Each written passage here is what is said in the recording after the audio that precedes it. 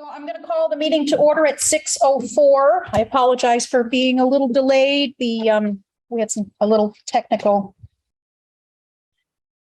stuff that had to get done. So I'm going to make a motion to amend the agenda slightly so that the executive session for contracts will go at the end of the meeting. And I think that was the only thing that I needed to amend. Is there a second? Second. Okay, David, all those in favor of amending the agenda to move the executive session for the contracts to the end of the meeting, please signify by saying aye. Aye. Aye. Any opposed? Okay, so then we will, this meeting is a hybrid meeting, which means that some or all of the public body is meeting remotely and some are meeting physically in a previously noticed location where the public may attend to observe, listen, and participate contemporaneously. Please note that while we will strive to provide means for those attending remotely to participate in the public comment period, there may be technical difficulties or reasons that otherwise prevent or interrupt remote public participation. Therefore, it is important to note that the open meeting law only ensures the public's right to participate and comment at a public meeting by attending at the designated physical location as posted in the notice and agenda. If a member of the public or of the public body has technical difficulties accessing this meeting remotely, please alert us by email. In the event of a technical difficulty that cannot be resolved, we may continue the meeting if necessary to time and place certain. Please note that all votes taken during this meeting that are not unanimous will be done by roll call vote in accordance with the law. So I'm going to make a motion for the board to go into executive session based on after making a specific finding that premature general public knowledge would clearly place the public body or person involved at a substantial disadvantage. Is there a second? Second. Thank you, Anne. All those in favor of going into executive session, please signify by saying aye. Aye. Aye. Any opposed? Okay. Then I'm going to make a second motion for the board to go into executive session under 1 VSA 313A1E, pending or probable civil litigation or prosecution to which the public body may be a party. Do I hear a second? Second. Thank you, Tim. All those in favor of going into executive session as noted, please signify by saying aye. Aye. Aye. Any opposed? Okay. So we are in We have to invite Attorney Higgs and Dr. Overtree. So then I guess I need to amend my motion to invite Attorney Higgs and Chris Dr. Overtree. Overtree. And We let him in Tim, 10 you, minutes. okay, so all those in favor of amending the motion, please signify by saying aye. Aye. Aye. Was there an opposed? Okay. Okay, so I will put people in the waiting room and let them out when we come back at 7 o'clock.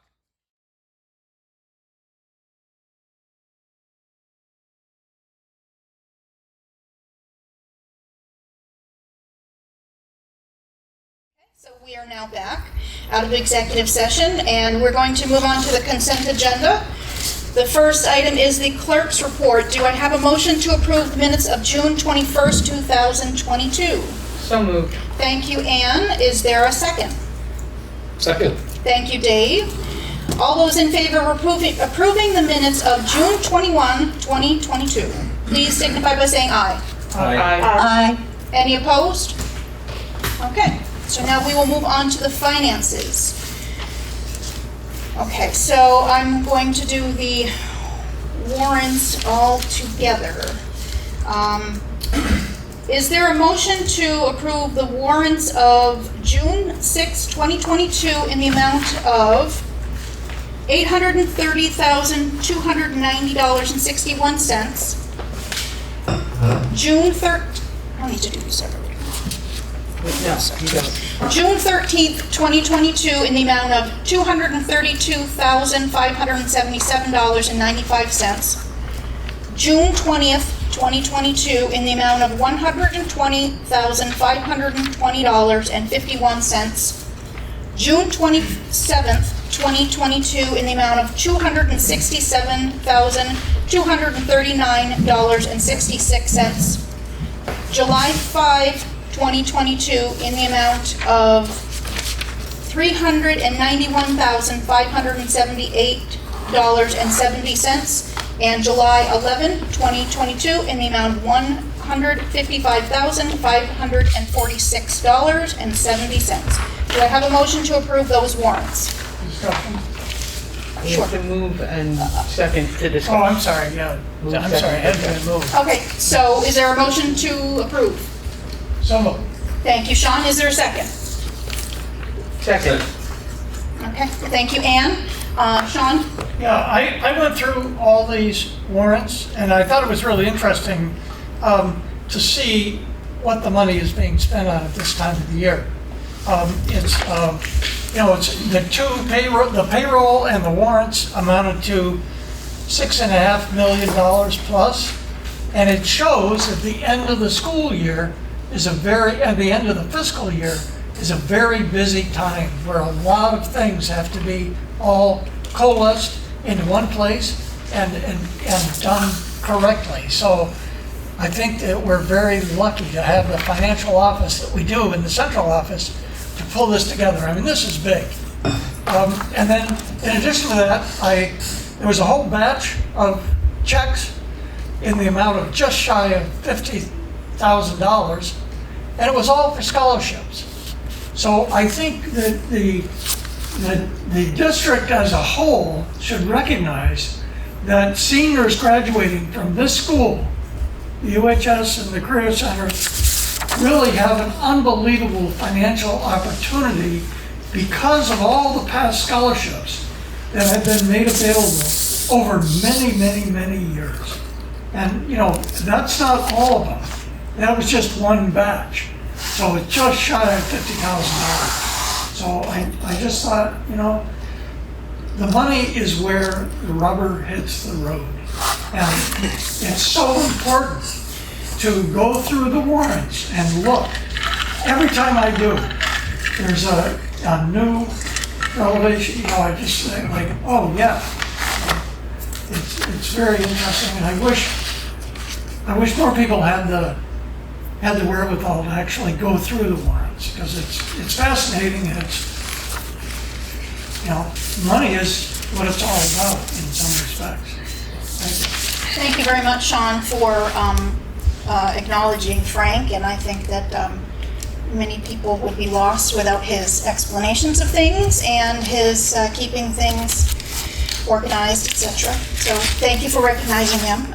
And I appreciate also hearing about the scholarships, and also that you're noticing that the end of the school year was busy financially too, as well as all the teachers and the students and whatnot. So thank you for that.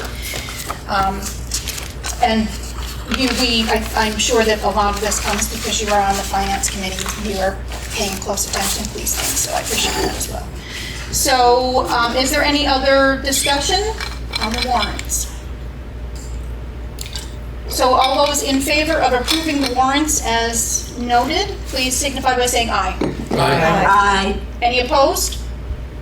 Okay, thank you. So now we'll move on to the payrolls. Is someone willing to make a motion to approve the payrolls for June 3, 2022 in the amount of $1,414,428.78. June 17, 2022 in the amount of $2,079,872.57. June 24, 2022 in the amount of $84,385.05. July 1, 2022 in the amount of $1,155,788.63. Do I have a motion to approve those? So moved. Thank you, Sean. Is there a second? Second. Thank you, Ann. All those in favor of approving the payroll as noted, please signify by saying aye. Aye. Any opposed? Okay. So now we will go on to the public comment on non-agenda items, and that will We will give 10 minutes. So anyone making a comment can expect a response that falls within one of the following categories. Receive an acknowledgement of the comment with no further action planned. Receive an immediate response by the board chair or administration. Administration will be directed to contact and respond to the person. Clarification sought from the administration for a specified meeting. The topic would be added to a specified future board agenda. The matter would be referred to an executive session, or a public hearing would be held on the matter. Is there anyone from the public who would like to speak? Is there anyone online? Hang on, Mindy is just getting on, and we should probably give her just joining back in. She's in. You want to ask that question one more time? Mindy, we are on to the public comment on non-agenda items for 10 minutes. Did you have a comment?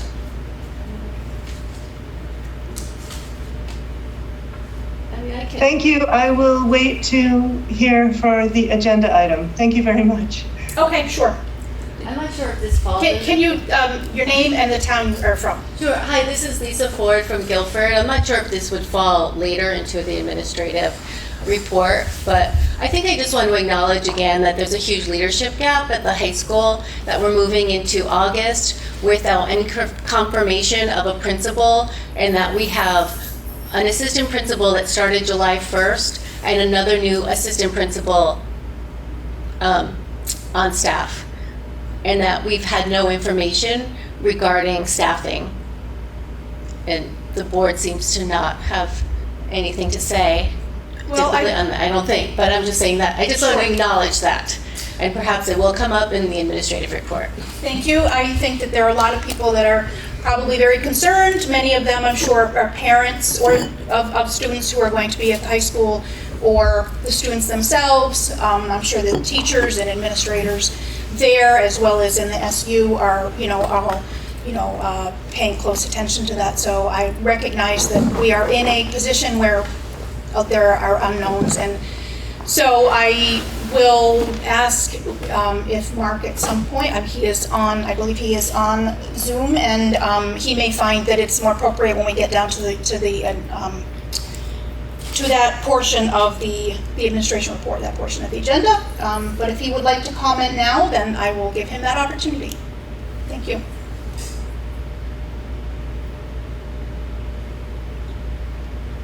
You want me to comment right now? Well, unless you would like to address it in the administration report.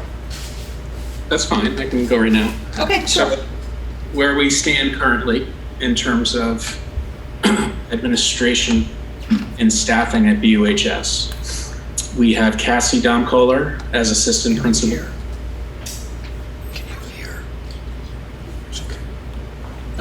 Tracy Lane as assistant principal.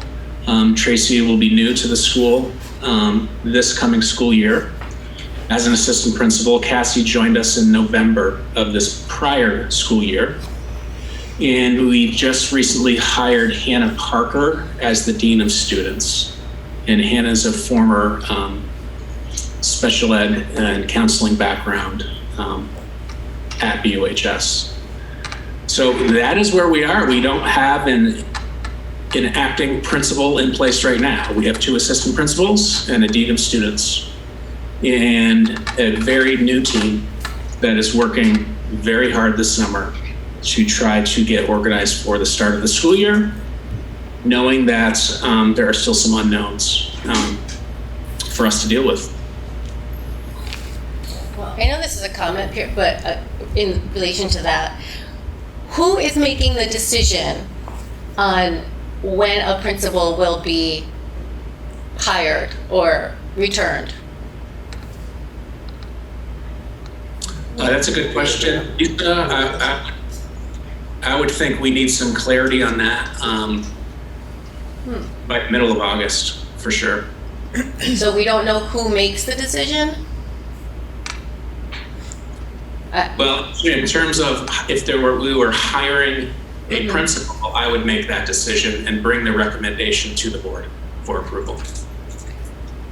And if our past principal is coming back, whose decision is that? Well, that would depend on the nature of whether Steve's coming back or not, and that would have to be collaborative with the board. Okay. Mark, can you say more about that, collaborative with the board? I really can't discuss the leave of absence until there's information that is shared.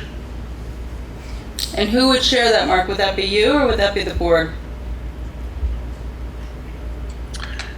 I don't think I can really answer that question directly, Mel, right now, based on where things stand. All right, so the public, for the last 12 weeks that we haven't had a principal who, it's my understanding, Mark, he's on paid leave, is that right? That's correct. At a salary of? Steve, probably around 120,000, I would guess. I don't know exactly off the top of my head. Okay, so we have no principal in place at the high school, although he's still getting paid. This has been going on 5 months. And there's, as far as I know, no public information about it. Those of us who have kids in the high school have no idea whether we're going to have a principal in the fall or not. It's not clear who's in charge because you can't say, or the board can't say. And I guess the curiosity is like what the community is supposed to do with that lack of information as we send our kids off to high school in the fall and are paying a principal who's actually not there.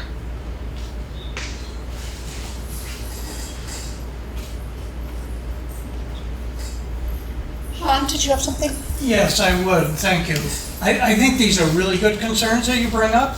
I would just like to say that as a board member, I have no knowledge, none at all. Nobody's told me or related anything. So I am totally as uninformed as you are. Completely. Why are you telling us that? Because it seems like somebody must know, but it's not me. Right, so who does know? Yeah, who knows? 'Cause Well, who's working on Don't ask me it? that, I know nothing. So who's working on it? Just a small group of board members or HR? Who does know? It's confidential, we can't It's talk about so who's working confidential on it? that Steve Perrin doesn't know. But who's working David, on is it? that Again, true? we Steve don't- Perrin doesn't know? I have no idea, we are Okay, not because given Steve- information. Steve Perrin apparently doesn't know. Well, apparently again, we don't have that information for you, Mark doesn't have it, it's happening in other places that we are not at liberty to talk about, and we don't have, as Sean said, we don't have that information. We can't satisfy your need. You have to do, and we've been saying these same things for months. When are we gonna hear something? When we hear this isn't the first time people have said what's going on with the principal. But we don't have that information. It has to unfold in the way that it unfolds, and we don't have any control over that. And that's as much as, and when it's done, you'll hear something just like we will, and everybody David, with all else. due respect, I actually don't believe you. Well, you're welcome to do that, but, Okay, I don't believe you. I find that completely implausible. yeah, and you're welcome to do that. Time will tell. Okay, thank you. Sean, very quickly. In a lot of documents and a lot of things that have been publicly said by this board and the WSESU board, the word transparency has been used ad infinitum. And I would just like to say, don't use that word anymore. It is not transparent. So nobody should be using that word because it does not exist. Well, I will say that there are some things that we as a board cannot say, and you know that, Sean, that there are things that this board cannot say, and that may not satisfy the That's really public. different, Kelly. Please than- don't interrupt us. So Yeah. but it's really I different. I understand that it is not satisfying to the public. It's not something that the board members want to sit here every meeting and say, sorry, we can't tell you, sorry, we can't. We would like to be able to provide information to you, and once we receive the information that we are able to provide to you, then we will do so. But you, with all due respect, don't lie to us. That's all I'm not asking. lying to you. No, well, I just called David out on, he tells me he knows that that's not true. We are not privy to all information. But don't lie to the public. It doesn't go over well. I'm sorry if you feel that I have lied to you or to anyone in the public. I have not. I have tried to abide by my responsibility as the chair, as a board member, and there are certain things that the board, certain responsibilities that the board has, not just to parents, but to administration, to Mark, to taxpayers, to everyone else in the community, and we have to abide by those responsibilities as well. So thank you very much for your So comments.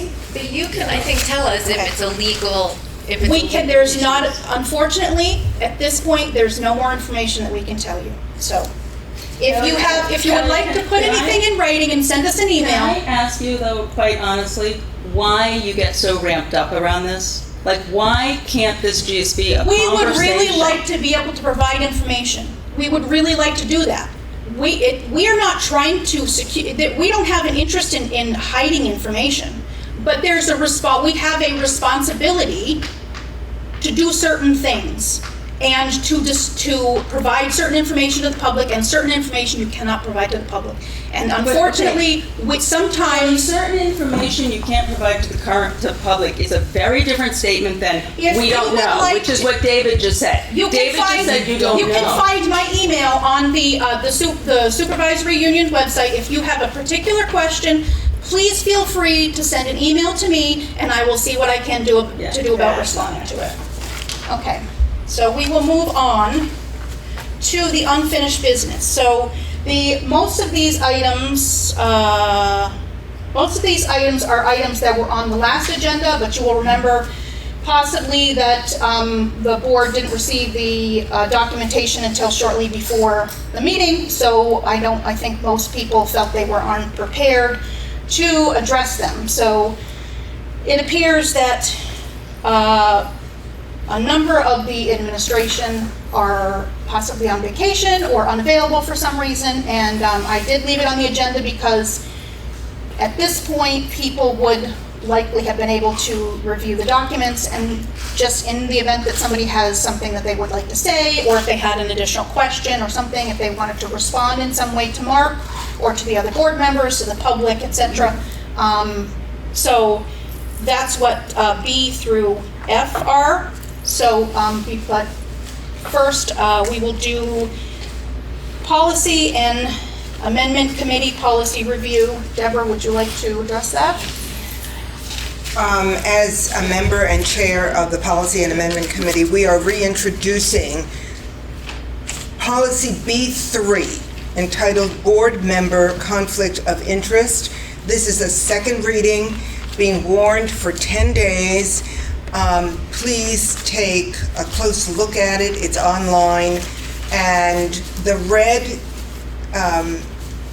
sections indicate changes that the Policy and Amendment Committee have made. A number of them have to do with going from gender specific to gender neutral, his, her to their, he, she to they.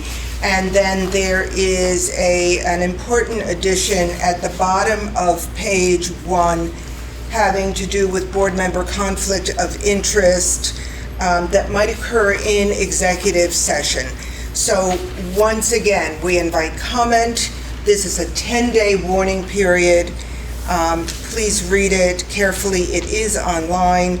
And communicate with any member of the Policy and Amendment Committee. We are Deborah Stanford, Tim Maciel, Sean Murphy, Liz Adams, and David Scholes.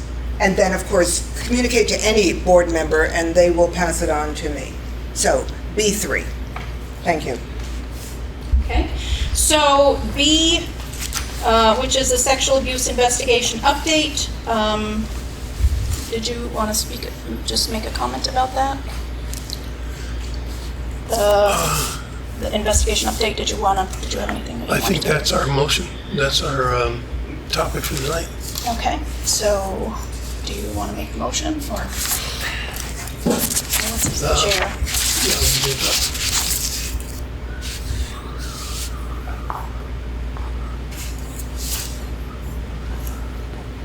Yeah, the board has been trying for several months to put together an outreach and communications plan around the sexual abuse investigation. We've hired an investigator. I think everyone's aware of that. We also hired an attorney in order to establish a firewall between the board and the investigation so that we don't compromise ourselves if we need to serve in our function as a quasi-judicial board in a hearing on any employees that might be, that there may be allegations against. So what we are one of the things that we found out is that through the attorney is that a lot of staff members are not aware, and members of the community are not aware that there's an investigation going on. And so we were advised to hand the process of communicating about the investigation, creating some additional pathways for reporters, and also looking at some more inclusive, evaluation. Well, I'll let the motion speak for itself, but the point is that we want to turn this over to the superintendent because he, as the chief executive of the district, it really is his responsibility. The board is not supposed to be doing this kind of work, and we're not. We have hired professionals to do it. But we do recognize that there's some things that need to happen and that more people need to know about it. We need to encourage people to come forward, and we need to protect people that do come forward. So a group of us put together a motion with the assistance of our consultant, and it's fairly lengthy, but I will read it. It's a motion from the chair, but I will make it since the chair in these meetings, the Robert's Rules meetings, don't make motions. So I move that we adopt the following directive for the superintendent of the WSESD. In support of improved transparency, accountability, and to increase the safety and well-being of all students and staff, the superintendent shall establish systems that provide multiple pathways for student staff reports, inclusive of opportunities to share information with varying levels of confidentiality and anonymity. These systems should provide increased sensitivity to and protection from institutional and personal retaliation. Data about reporting patterns shall be aggregated and reviewed regularly with yearly reports submitted to the board. Second, rebuild existing leadership structures throughout the district to provide representation from a wider segment of the administration, staff, and student population. These structures should move beyond strictly historical or hierarchical groupings. 3, create structures that provide overlapping accountability for staff and administration to move high-stakes decisions and incident responses outside of single individual or groups at the same administrative level.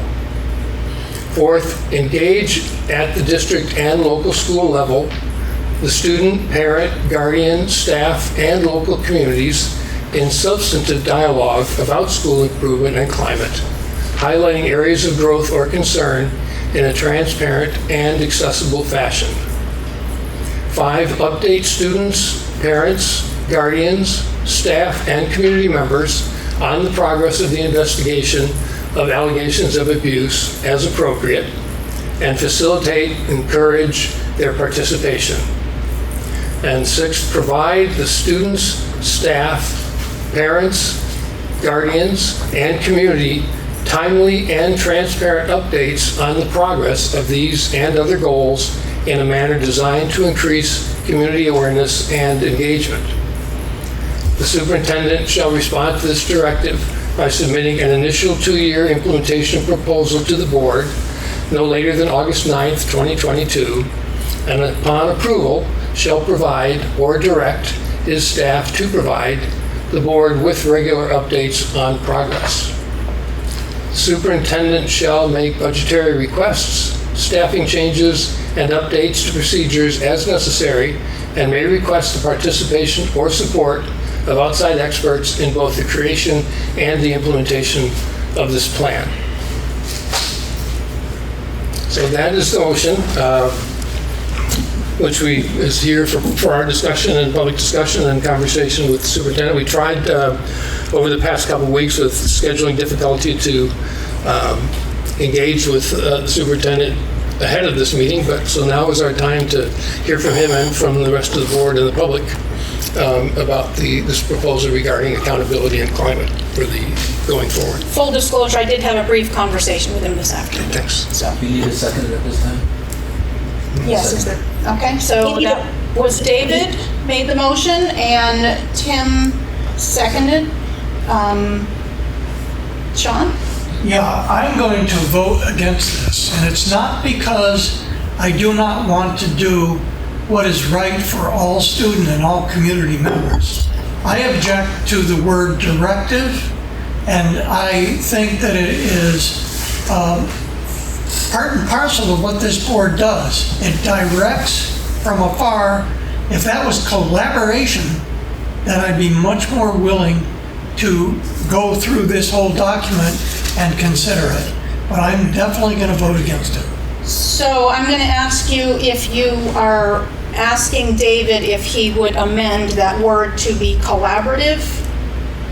No, I'm not going to make any suggestion changes. Okay. After we've seen this for 2 weeks, I've made multiple emails, many conversations with many different people. So, the motion has been made, it's been seconded, now we're having discussion, and I'm just saying I am not going to vote in favor.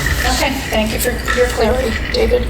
Yeah, I just wanted to clarify that our title is school director. We're supposed to direct, and that this was very carefully worded to not direct any specific actions, but to set a broad goal or a series of broad goals so that the superintendent could use his skills and his support and his experience to put together a proposal that will achieve the ends of the motion. Did you want board members or non-board members? I would like board members to weigh in first. Is there anyone else on the board who would like to? Emily has her hand. Okay, so Emily. I would like to make an amendment to it. I would like to take out the bullet that says rebuild existing leadership structures.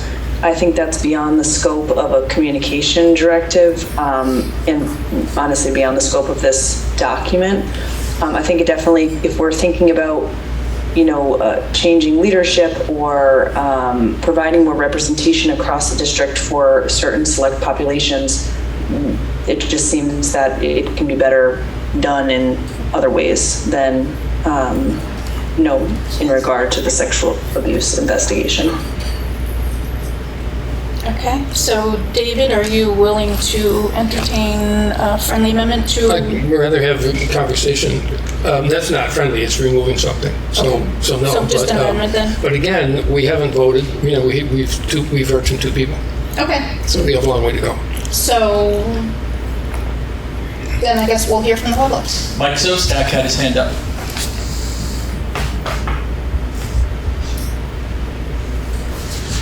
Yes, I have an addition I would like to see made to this, and it's really for really 2 reasons. One is I agree with Sean about the word collaborate. I think that's missing from this document, and I think it's a key word. I also see no mention of equity and social justice in here, which I think should be a part of all of our decision making. So I would like to see, I'm suggesting a bullet be added that says collaborate with stakeholders by actively engaging them in all key organizational and operational decisions in a way which goes beyond requesting their input, with equity and social justice considerations always given priority. That's my suggestion. Is there someone else on? Mindy has her hand up. Sure. Then I have my hand. Hello, this is Mindy Haskins-Rogers. I'm VOHS alum. And I had a couple of thoughts. One is, of course, that the first section that facilitates reporting, it might be helpful just to mention that none of that would supersede the process of mandated reporting, or that just that mandated reporting, of course, is another component of that. And then the other thing that concerns me, I did notice you have Aaron's Law on the agenda, and I haven't heard a lot of discussion about that yet. Maybe you've had that discussion in other meetings, but the other part of the facilitating reporting is that there's a certain amount of education that might be required in order for either students to understand that an adult is violating a norm, because they look to adults for norm setting, and I know that I wasn't aware that what was happening to me had a name, and that it was part of inappropriate behavior. So an education component for students would be helpful, that would be worked into maybe the sex ed curriculum, and maybe that's happening already, I'm not sure. But the other part is regular training for the faculty and staff, so that first of all they understand appropriate boundaries, but also so that they recognize signs of grooming and abuse and know what to look for that they might report. So those just seem like important components maybe to add or consider when I mean, a lot of the things in this are very promising, and I like that it's a draft. Thank you. Lisa. I guess I just need clarification. So this is being put together to replace the process that's already in place for handling sexual assaults or behaviors, because I mean, I think there are policies and procedures in place already at the schools. Like we have mandatory reporting, and then the teachers, in terms of any bullying or reporting that happens, they already have to go through some of those steps that you've put in this. So are you just, and you haven't talked to Mark? I just want to clarify, you haven't talked to Mark about this, and you've written it up and you presented it? So this has been sent to Mark. Okay. And I did have a brief conversation after scheduling mishaps, etc. I did have a brief conversation with him about it today. So he is aware of it. He was aware that the board was going to take this up today. The agenda was set last week. It was sent to him last week. Documents. Can we hear from him on his thoughts about it? If he would like to speak, sure. I guess, yeah, I would like to hear from him, and specifically, I would like to just hear how he wants to incorporate this, or will it be incorporated with what we already have, or is it to replace it, or how he feels about that? I understand this is supplemental. Well, he's unmuted, so just go ahead. Mark, did you want to chime in?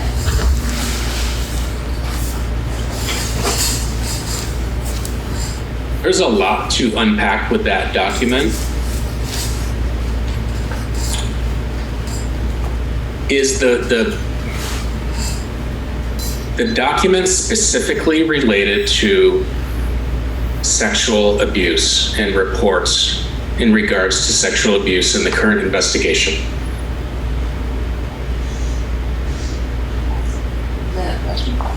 Yes. That is the question. That's my understanding. I didn't quite understand the question. It's specifically in response to the sexual abuse investigation that we're... Yeah, the intention, again, is on the advice of council, we were encouraged to expand the outreach efforts and the communication efforts so that more of the public, or more of the community, the school community and the broader community would understand that this was going on, and that we were looking for people to come forward if they had had experiences of being abused. So the document is directly related to the sexual abuse investigation.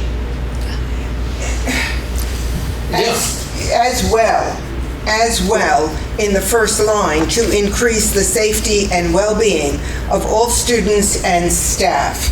Because whatever is going on with the current investigation having to do with past and potentially present abuses, I would think that the entire school community would be invested in assessing current structures, what has worked and what has failed in the past, because something has failed in the school community for the abuses to have taken place. Jim Jacobs has her hand up. Okay, so Sean, actually, you, as a board member, I'll give it to you, and then Paul. Also, Emily has her hand up as well as Jen Jacobs. Okay, so Sean? Well, I listened to what David said, and I think that if those words had been shared with Mark before this became a public document in an open meeting, we would have been far ahead. Mark is being directed. This is a directive. I've been saying this for so long in this board. Collaboration is the way you do things, not directive. Sean, there's been an attempt for 2 weeks to try and schedule a ball, and whatever has happened, school vacation, there's kid scheduling, other things, but there has been an attempt, and this is not a last-minute throw-at, Mark. So, just to be clear, Paul. Emily has her hand up, and then Jen Jacobs, and then I do. Okay, Emily? So I think everybody has the best intentions behind this document. I guess my qualms with it, hence why I wanted to eliminate something, is I just think the document goes well beyond. If the intention is its relationship to the sexual abuse investigation, and obviously issues can be insidious, so they can be well beyond the scope of what we're doing, this just seems extremely broad. I also don't really like the directive language. I understand that other board members, not myself, but have been reaching out to Mark, in the past 2 weeks, but I guess I really just want to foster a relationship with Mark where we are developing in tandem as much as we can. We're obviously two separate entities, but I'd love to hear more from Mark on this, how it feels, and if he's willing to share any suggestions for how this can be, more collaborative in the future. Maybe we can, even if this passes, how we can grow from some place that's together. Okay. Jen Jacobs? Sure. So a lot of things have already been said that I wanted to speak to about so I just want to echo collaborating with the superintendent, and also that there are a lot of things in this proposal that I am really happy to see as a parent, as someone who's been in and out of advocating since these initial disclosures were made nearly a year ago. So that being said, I cannot believe what I'm about ready to say. 3 weeks is not a long time. 3 weeks is nothing.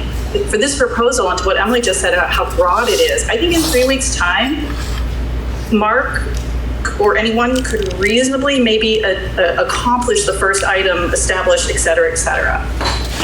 Rebuilding leadership structures, that's something that will take months to do, months and many more people to be involved. If it's going to be meaningful, if we just want to throw something on the page and say, there, he's done it, and then fumble the way through trying to implement something and having this drag out, then maybe a proposal can be written in 3 weeks to this scope. But I just think this is entirely too broad. And I think, as Mark said, there's a lot to unpack here. So even if he had got this 2 weeks ago and was diligently working on it and understood it, it seems like there's a lack of clarity. As we're finding out tonight from some of these questions, 2 weeks still isn't a lot of time to put effort into this, considering all that is on the superintendent's desk. Thanks. Okay. Paul, did you have a question? Yeah, actually, I've got a couple questions in there, and they're more procedural than anything. First, I'm not seeing the document on the website, and I thought the board was particularly keen on information being shared prior to the meeting. And I'm further confused because I got the impression that some folks in the public have access to a document. I mean, Mike, for instance, I think was talking about specific clauses. I wasn't sure about whether Mindy was. And I'm wondering if some members of the public got access to the document before this meeting. And thirdly, I'm wondering, and I can just ask Mike directly. Mike, do you have a copy of the document? I have a document. I'm not sure if it is the document David read, but my comment was not. My comment is independent of the document. Yeah, my point is, based on the words that were hang on. read. My point is, how is it that someone in the public has prior knowledge and not the whole public having prior knowledge? And then I guess the other piece of that immediately makes me wonder is, was the document being discussed amongst the quorum or the whole of the body prior to this meeting, not in executive session? Not to my knowledge, no, it was not. And I am not aware of how he would have gotten a copy of the document. So. Okay, but the other board members got copies of the document prior, correct? We found out, actually Kelly found out earlier, I found out at noon that these documents were now public. Previous to that, we had sent them in confidence as drafts to the superintendent. We found out from Attorney Lynn that once we send them to the superintendent, the document is public. So I sent it to some people, and I let the rest of the other board members know it was public. But you didn't put it on the website? No, we didn't. So just to be clear, just for total clarity, you are saying that you individually sent the document to some individuals, but it didn't get posted on the website. Correct. Do you have any problem with that? Do any of you have a problem? I mean, as a public member and having been chastised for not providing things ahead of time, it surprises me. And I think I would suspect there will be some repercussions. And I guess the other piece of it is I'm hearing that the document was circulated amongst the board members on email, I assume, if it's the board members, without a meeting having been warned, that breaks. I emailed it to the entire board as the chair. I emailed it. There was no discussion.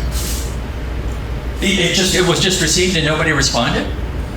Because it's a confidential document. We share confidential documents regularly. Yeah. We don't talk about them. That's how you roll. But that's now, it's not confidential anymore, I guess. Yeah, I have a question. No. Okay, so thank you very much for your concerns, and I would like you, if you would not mind sending me an email with those outlining them, so I can, thank you. Sean? Yeah, just to clarify some of Paul's comments, I received this, I think it was the week before last. I wrote to every member because I was concerned about the tenor and the tone and the fact that there was no, who it was authored by was not evident at all. So it just appeared in my mailbox with the word confidential, and I thought, How was it authored by? Okay, you're online. I'm just wondering. It's not your time to talk. It's not your time to talk. so there was no attribution to this document whatsoever. It was from a previous executive session, but not in this form at all. And I had many questions about it, and I asked, I think, every board member, where's the attribution for this? What is the attribution? I got no response at all. So I didn't share it with anybody except my cat. And he was not interested.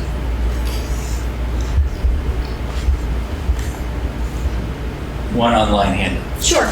That is Sherry Keith. Sherry, you're up. Yes, I just wanted to make a comment that it's heartening to see that this document addresses the failure of the structures at the high school to respond to allegations of sexual abuse and the failure of many to report over the years.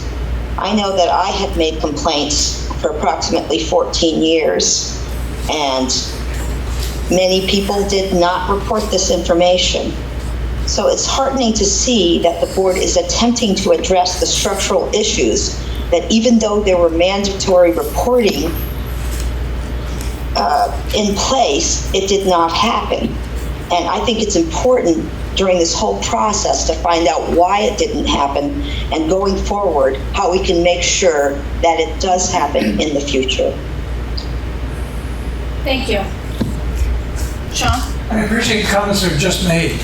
I'm on the Policy and Amendment Committee, and we are currently going through with a fine-tooth combs all of the policies of the SD board.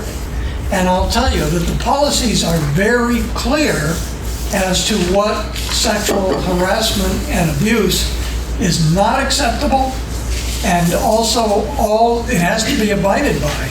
It doesn't necessarily mean that it always has been abided by, but the policies themselves are extremely clear about the parameters of how you run a public high school. So they're already there. The failure isn't due to the lack of policy. The failure is due to people ignoring the policy. Thank you, Sean. I just wanted to, I appreciate what Deborah said earlier about reviewing what's working and what's not working. And I mean, after hearing everyone speak about what the purpose of this document is, it sounds like overall that's really what you want to have happen, is to review what's working and what's not working. Review the policies, review the systems in place, and then put together a modified document of what might work, where it can be improved. That's how I see it being more effective. This seems very chaotic and overwhelming. Thank you. Robin, and then, and then John. Okay, Robin? Hi, thanks. I just wanted to say, first of all, I really appreciate what the board members who wrote this proposal are trying to do. I know that there's been a lot of feedback over the last year of people wanting to know how was the info gathered in an investigation, how is it going to be more inclusive, broad, and how is it going to be implemented? And I can see that that is the intention of this document. And I also, I'm kind of surmising by the discussion that you guys have been having about the timeline of when this was developed, maybe 3 weeks ago or however many weeks it was, and trying to get a chance to have a collaborative meeting with the superintendent, which hasn't happened yet, that maybe that is how the August 9th deadline got in there. But it seems like this is a really good initial step, and it seems like there is a need for a little bit more chance for development of this idea, and to be able to, even if the board voted yes to this tonight, to be able to come back with a proposal to meet all of these goals in only 3 weeks. I feel like, no offense to Mark, but like, you're not gonna be able to come back with a really strong proposal in that amount of time. I would love to see much, like, I can see why people feel a sense of urgency around this, because it has been a year since the board first took up this issue.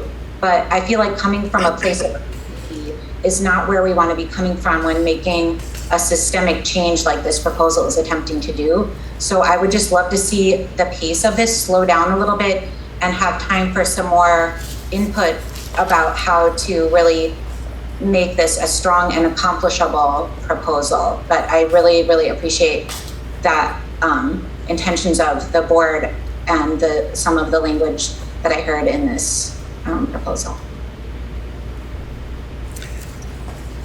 Okay, Sean? Once again, I think it's the role of the board to create policy. The policy manual it's a voluminous document. There's just, it goes on and on.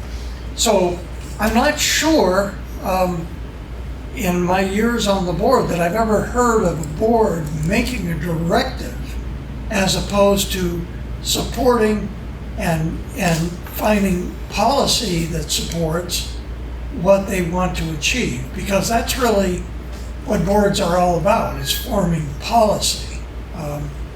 And we have many policies. So I just think that it's not, a directive. How does a directive fall into the role of the board? David had mentioned earlier that we are directors, but I don't view myself as being somebody that is directive to educational professionals. Thank you. First, I'm going to get the student rep. Did you have a comment you wanted to make? No, I didn't. Oh, okay. Lana, did you? Yeah, so what I want to point out, I think that's a really good point, Sean, but what I want to point out is that we are in unprecedented times, correct? So we are in the midst of an investigation and we're trying to gather information from the public. So it's not something that you would have encountered, I'm imagining, during your years in the board. And so what I'm curious to know is what is done in these unprecedented times, right? Because it might be a little different than what we've had to, or what you've had to encounter in the past. And what I'd like to know is how we proceed in these unusual times. So what does that look like? I could answer that if I could. Sure. We've hired 3 professionals. And so those 3 professionals have been working. So that's, to me, that's implementation of a policy in a policy manner to correct wrongs that were done. There's no question in anybody's mind that what has been done erroneously has to be corrected. That is paramount to what we do as a board, is try to correct that. But I go back to policy.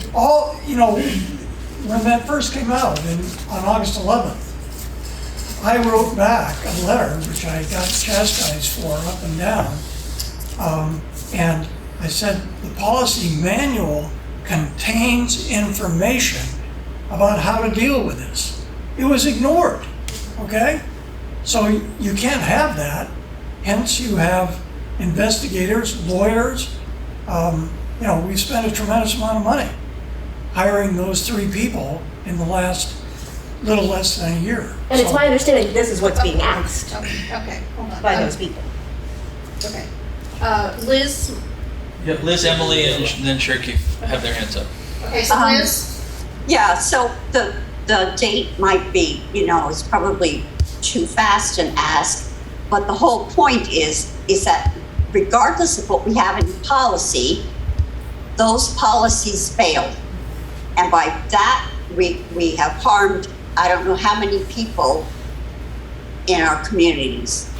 And we need different ways to address it. And that's what that's what this is asking. It can't just go to this person and have anybody in our community would feel like, oh, they're just sloughing the problem up. And I, as a grandparent, would feel the same way. We need multiple ways and multiple accountability to make sure that this doesn't, as best as we can, that this doesn't happen again.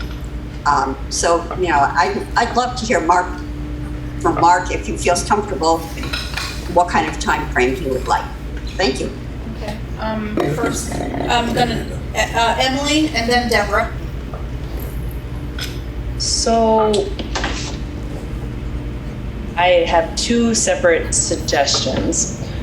One is maybe neither will be likable by folks. So one is to table it, the motion, in favor of Mark meeting with some representatives of the school board to rehash and have time to really delve into this document and see what timelines / what may be really doable.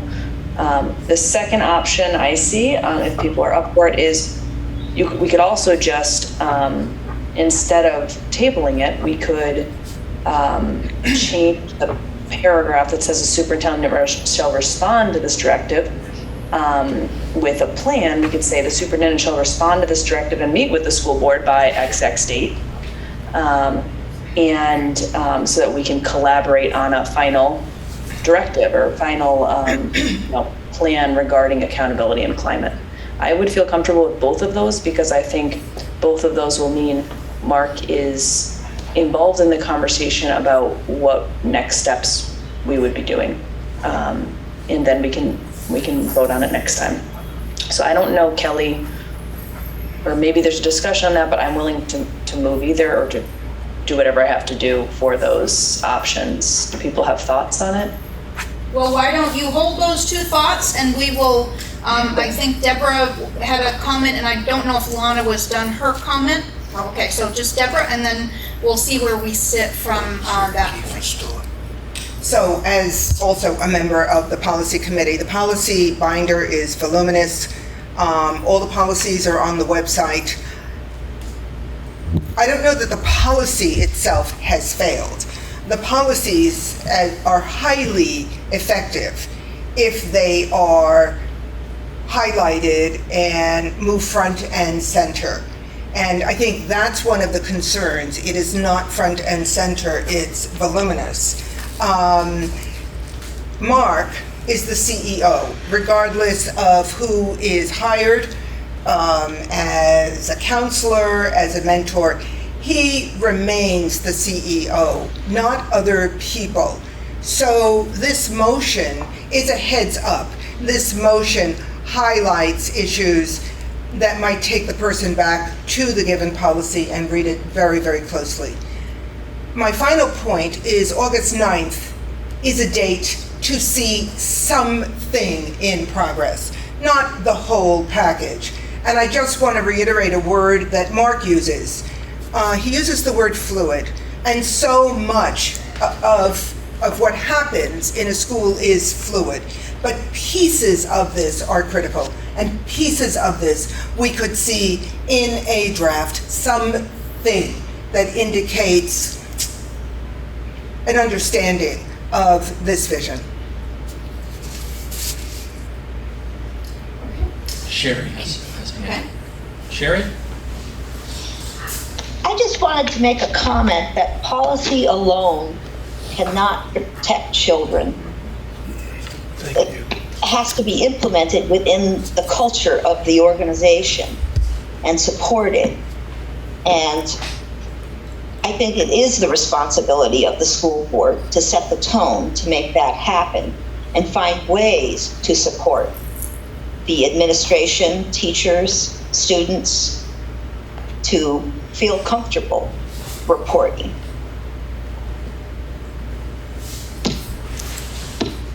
And I have just a quick question. Sure. Deborah, your comment made me think of something about Mark as a CEO. Was there any discussion about making a lateral inclusion of the SU board, given that they are ostensibly overseeing the superintendent, and would this be a situation where, I haven't seen, sort of directive feels like that might be stepping on usurping the prerogatives of the SU board, given that that's a directive about actions of the superintendent and it's the SU board that hires the superintendent. Just a question. Was there any discussion about it? The investigation is under the SD, so we're addressing it here. Right, but nothing to say you couldn't have included SU, sort of officially passed on to the SU board. People on the SU board are on this board too, so they would be aware of it. So. Right, but one isn't. Vernon is not having this issue. But and I'm just trying to make sure that appropriate responsibilities are established. Vernon is part of the SU board, and Vernon's voice I can recall many occasions people saying we need to have Vernon's voice as part of the work of the supervisory unit. And so it just occurs to me that when I hear the word directive, that feels like, oh, directive to superintendent, that's an SU board issue, right? And I'm not saying take it away from you, but I was saying, wouldn't you want to include the whole of the SU? Question. Yeah, I think somebody reached out to Terry and Emmett, who was the chair of the Vernon board, and I didn't hear what her response was, but there is, in addition to this directive, there's also a 3-page improving school safety and climate in the context of a history of abuse letter. And it says, we chose you as the superintendent because we have the utmost confidence in your ability. So I'm wondering why the word we is used, since the SD board has nothing to do with hiring a superintendent. So I agree with you, Paul. All right, thank you, Sean. And Robin.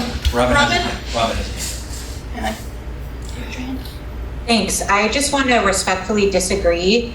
The superintendent is charged with meeting the administrative needs for all of the school districts in our supervisory union, which includes WSESD. So I do not believe that it is at all inappropriate for this specific school district that has its own specific needs to ask for the superintendent's help with meeting those. That is, when this was a more than just 2 district supervisory union, any board could ask the superintendent to do something that would serve their district of this nature, or an administrative nature. So I think that it's easy to get confused because these are now like a very overlapping Venn diagram, but I don't think that it is inappropriate for WSESD to have its own needs and to have its own relationship with the superintendent around that. Thank you, Robin. I just wanted to clarify that Vernon does send their children to VOHS as well, where that is an issue. So I think that Vernon should get a voice. And that, maybe I'll respond to Robin, is that when you do say the word directive, you kind of insinuate that there's an evaluation and that he's going to be reviewed upon meeting those goals. And so I don't think this board reviews Mark. I think it is the SU board.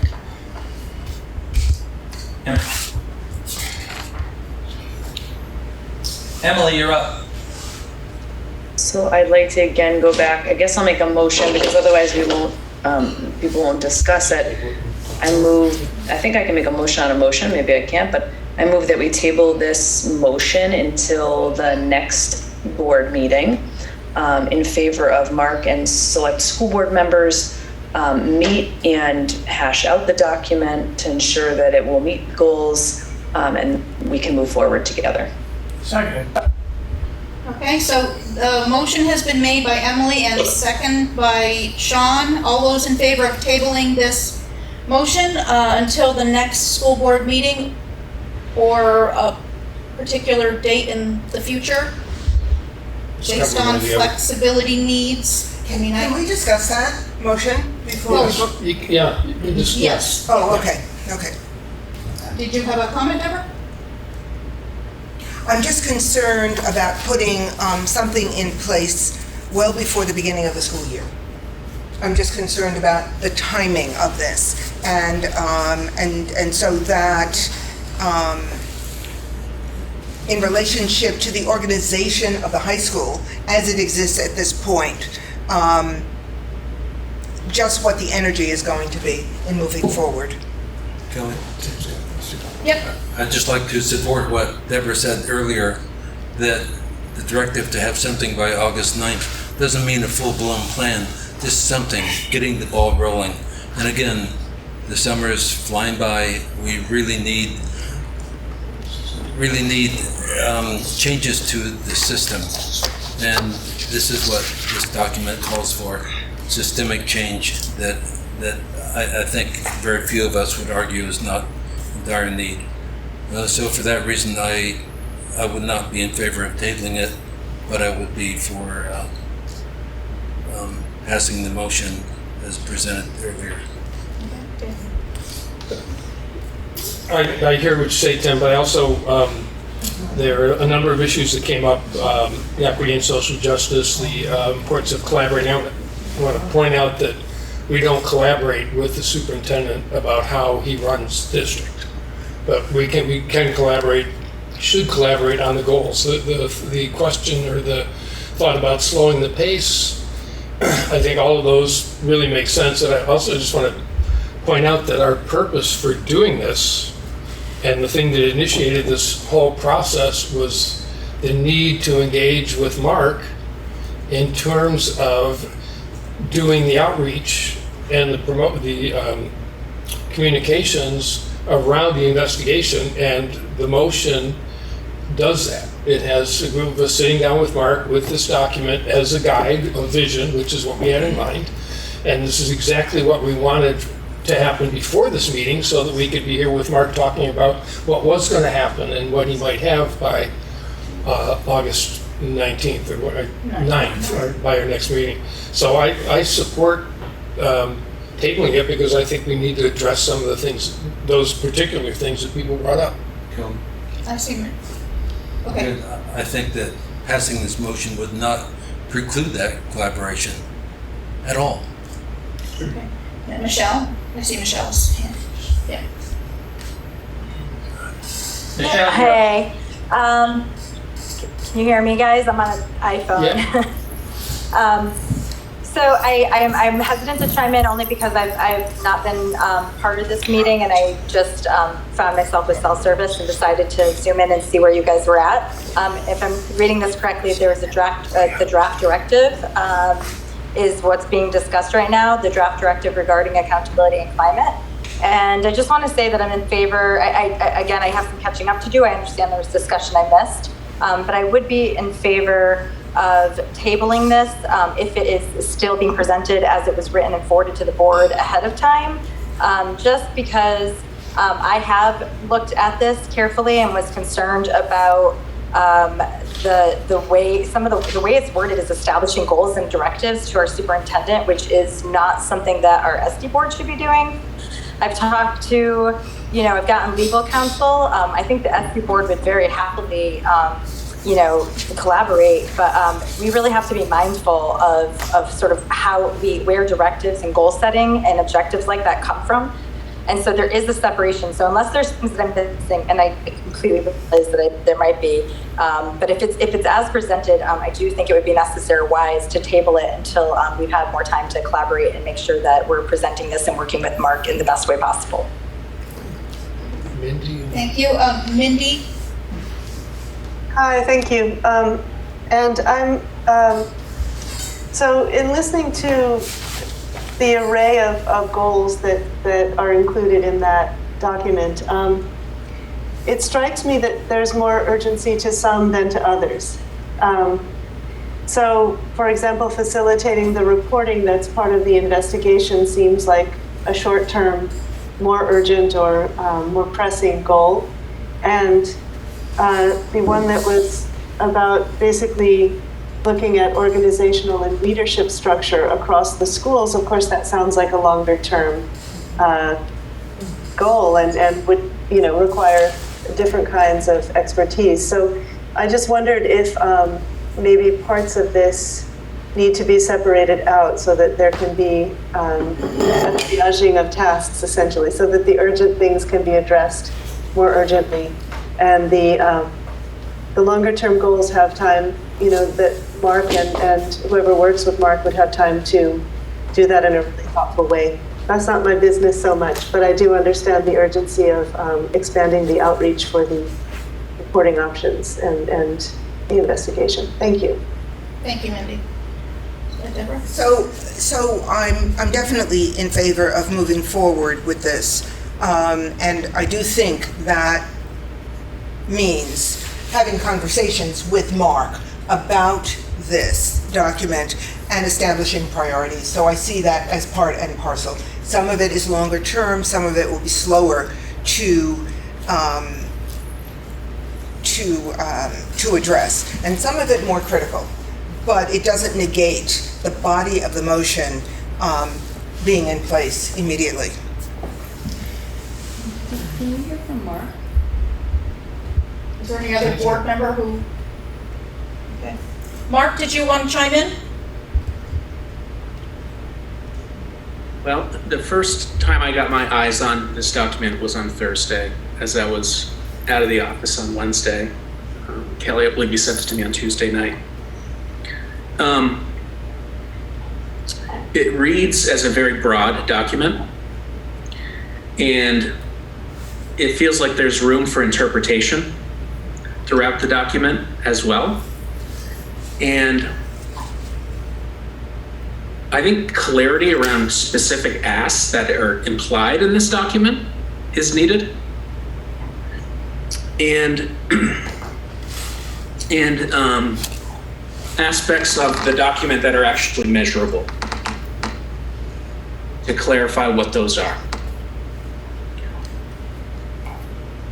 So, I would be interested in talking this through more before formalizing a document here tonight that sounds like a lot of people have had their eyes on.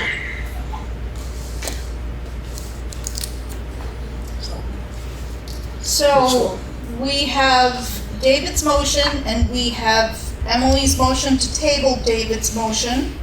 Are we ready to vote on the motion to table the motion? Would you ask Emily to read it again? It'll be in the video, so we know. Emily, can you read or restate your motion again, please? I wish I had written it down.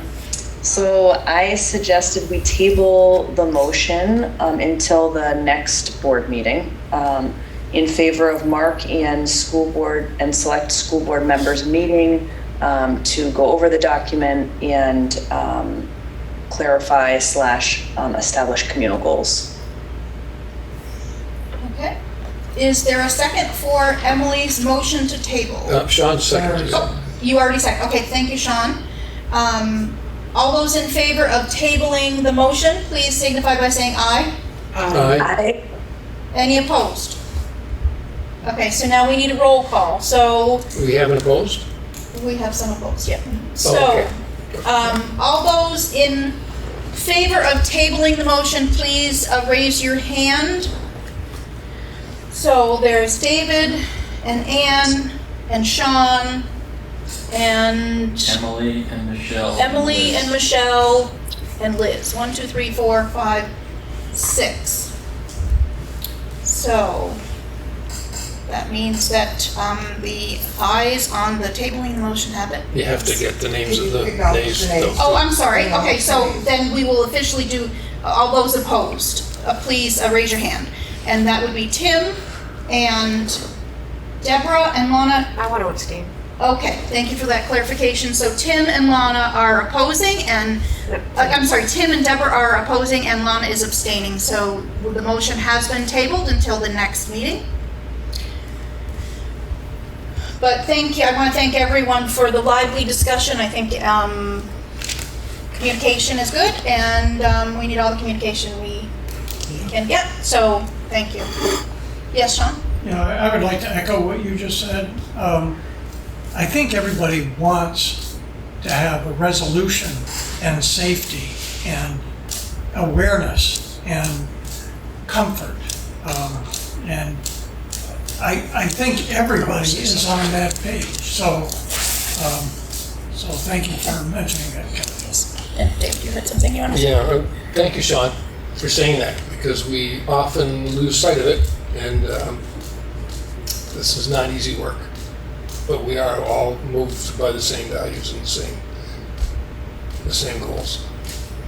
Okay, so very quickly, before we move on. I'm just wondering, I mean, do we know how many people have called the hotline already? And then what is your goal? Like, how do you know you've captured all the calls that you want to get? I mean, you're creating this communication plan, and I just wonder, when do you say, okay, like, are you opening it for a year and then you're saying, okay, it's done now? We've captured 50 calls and we're shutting it off? I'm just curious. It's a very good question. Thank you for asking it. David, did you want to? We don't have a hotline. People call and they get our investigator, who's an attorney, and they talk about... Whose name is Amy Goddard. Anyone in the public, if you're She's a looking for her local name, she's Amy Goddard, please. And they talk. The first thing they do is talk about confidentiality, so that the reporter understands what can and cannot be protected. That's the beginning of the conversation, and then the investigator takes the information and then follows up, contacts others, does what investigators do, and that's the part that we are not privy to. We only know that it's happening. We don't get numbers for how many people have called. We don't get how many people have reported, how many people have been, allegations have been made against them. We will get a final report at some point in the future, hopefully not too far, and then we'll decide what to do with that. But in the interim, we don't get anything. So the investigator decides when you can shut down the investigation, I guess? No, we can ask her for a report at any time. But she has things that are ongoing, and she's not recommending we do that, nor is the attorney recommending we do that. And our directive to them was to go where the evidence takes them, not just seek Hecker, but if people call in with other concerns, to go follow that up. So I just wonder if there's a timeline, because, I mean, are you going to keep this going for 3 years or 1 year, and then you put it out to the community and you say, we have opened it up for 1 year and we are assisting folks during this time frame? I mean, how long and how much money are we spending? We're tracking how much money we're spending. I think How much money are we spending? It's up about $70,000 to date.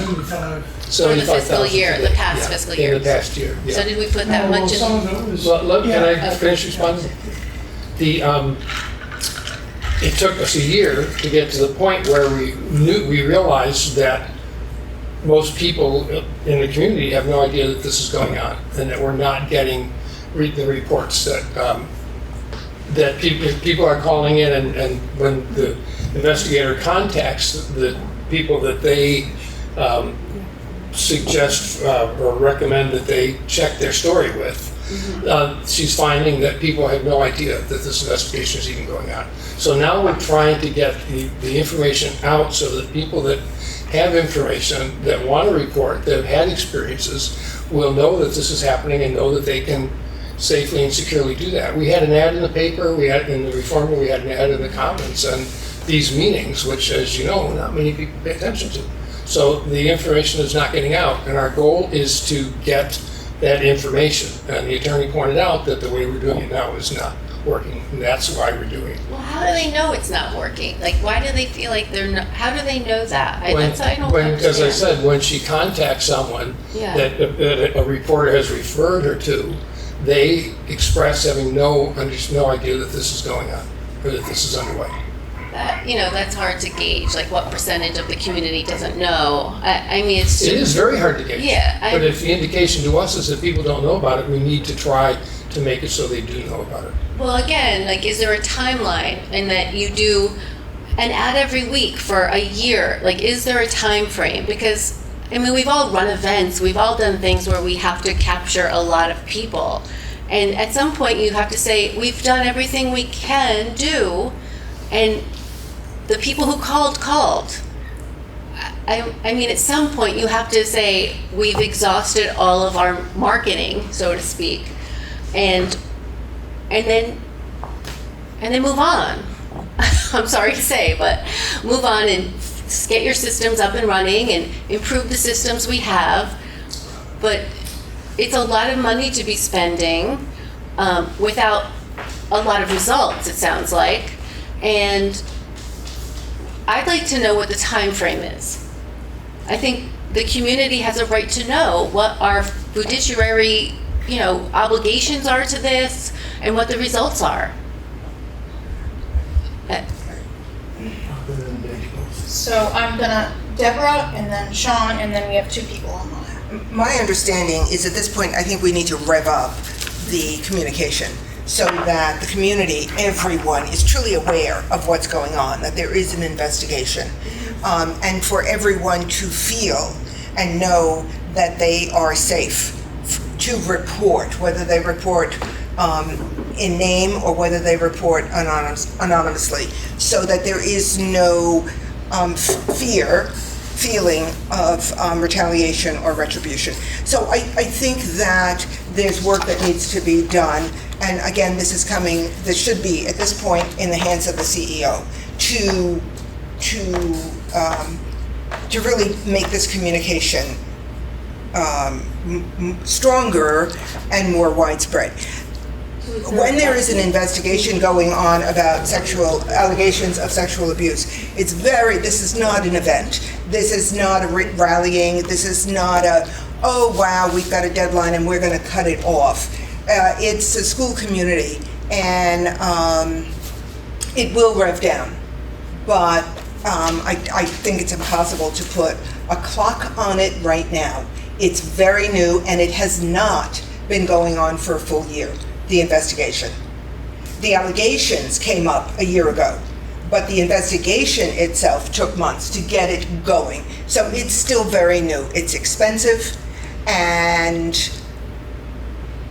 again, guaranteeing the safety of children, even in the public sector, is worth every cent spent. Okay, Sean? Well, I was just going to say, I called the hotline. I actually called it twice. And the first time I called, I noticed that there was an error because they said the WSESU. And so I got in touch with Amy Goddard and said, it's not the WSESU, which is such a common error because nobody understands the governance structure of this school system. So that has been corrected. But it's interesting just to call the hotline and listen to the voice and hear what they say, and then people can realize whether they want to contribute or not contribute. So it's open, I think, 24/7, and you do get a response. So, now is the time to have people come forward. Okay. Mindy or Robin was first. Oh, I'm sorry. Robin was first. And Liz. Robin. Thank you. Sorry, got riled up a little bit there. I don't think that, I just want to clarify, first of all, what David's comment that when folks have called the attorney, Amy Goddard, who is handling this collection of information, and told her about use that occurred and that impacted other people besides themselves, the caller, when she contacted the other person who was reported about, they didn't know there was an investigation happening. So that alone is a clear sign that there hasn't been enough publicity about this. I really don't think that is debatable. And that she was only hired in February. So this part of the investigation has not been going on a year, okay? It's been going on for like less than 5 months, or about 5 months. I don't understand what the urgency and rush would be to close this and say, we've got all we can do, too bad for everyone else. When all of the communication around this that I've seen has been either from attending board meetings or from the law office putting it on their website. I think that there's a lot more publicity that could be done, taking out ads, putting it on social media, making a much more vigorous effort to communicate to people that we want to hear from you about your experience. And I can see that that is absolutely the intention of this document, and that is like the most time-sensitive part of it because of folks who feel that they want to stop spending money on this and have it come to a close. I think that, that's creating a really unhelpful pressure on this when what our true goal should be is hearing the voices of all of the people who were not listened to or felt that they couldn't tell what happened to anyone for all of these years, or perhaps a thing that is currently happening. So I really hope that the board pushes forwards with this publicity and that does not feel any urgency to end the reporting avenues. Thank you. Okay, we're going to go to Liz, and then Mindy, and then Tim and Sean. We're all going to try to be real quick about this, and then we're going to move on. Liz, you're up. Okay. When we hired Amy, she was very clear to us that this could take years. People don't just because you're having an investigation doesn't mean that all of a sudden people are going to say, oh yeah, something happened to me. That's not how sexual abuse works. And that's not how people come to the realization that something happened to them. And to even discuss what the attorneys are costing us is just, it's wrong. It's completely wrong. Yes, it is expensive, but yes, we owe it to our communities to keep this investigation live. And you cannot just say, oh, we have a timeline. No, you cannot do that. It's wrong in every sense of the word. So thank you. Thank you, Liz. Now we're going to Mindy. Hi, thank you. So I want to say that I like the idea of taking an ad out every week. I think that's a great idea. Basically, so my article published on August 11th, I think the first board meeting, that was last year, the first board meeting was a few weeks after that, and the board received a letter with 180-something signatures from the community. And then the investigation opened in February. And during the time between the publication of my article in February, I received an overwhelming number of reports about abuse committed by Hecker and others. But in February, when the investigation opened, I shared the link to Attorney Goddard's website with everybody who had reached out to me. And I am aware that many of those people did report. So I don't think that there's been no success with the investigation, but I shared it on all kinds of social media and made people aware that that investigation was happening and that this was an avenue to reporting. What I would say is that, at least when I last looked, there was no link on the Bueller and Annis main page to the WSESD investigation. And it's a little bit obscure. You kind of have to know exactly what you're searching for, which is WSESD abuse investigation, or have a link sent to you. So I think advertising this would be a great idea.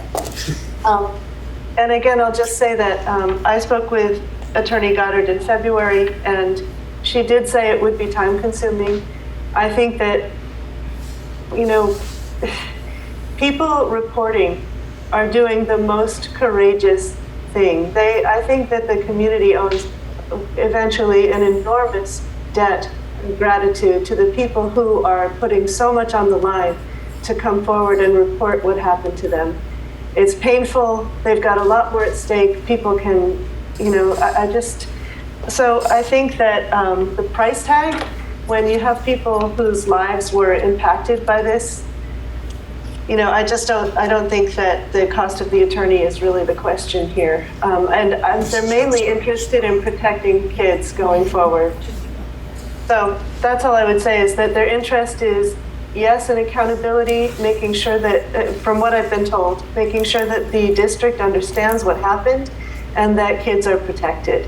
So I think the length of the investigation is less concerning. Of course, there's some action that needs to be taken more urgently, as we said. But the investigation ongoing doesn't preclude, or doesn't exclude taking actual action before it concludes. So, thank you. Thank you, Mindy. Now we're going to go to Tim and Sean, and then we're moving on. Michelle also has her. Okay, so. Okay, then I'll pass.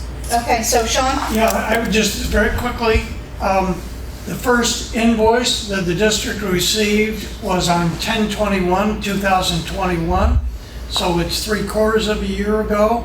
And the first one from the investigator was January 14th. So that was the first invoice. So actually, it's been going on, a lot longer than 5 months. The first invoice from Bueller and Annis? No, the first invoice from Overtree was 10/21/21. He wasn't, he's not the investigator. He's part of the whole process. And the first invoice from the investigator was 1/14/22. So that's an invoice. So prior to that, there was quite a bit of work done. So I'm just saying, it's longer than people have been mentioning. Okay, thank you, Sean. Michelle, you're the last speaker before we move on. Sure. I just wanted to say that I agree. I don't think that we can possibly put a timeline on something when we have yet to effectively do outreach, and we don't know where that will bring us. It might bring us a lot of activity or not at all. I do think that a healthy compromise would be similar to how we have quite a bit of our financial records available with public access, and to audit and have available an account of how the funding is being used. Obviously, not specific, you can only be so specific, but I think when you follow the money, you see where it's indicated, and you can see how things are justified, and that could be a way to be more transparent about the process and the need of using those funds and the direction we're going. And I don't know. I just would like to put that out there as possible, available to.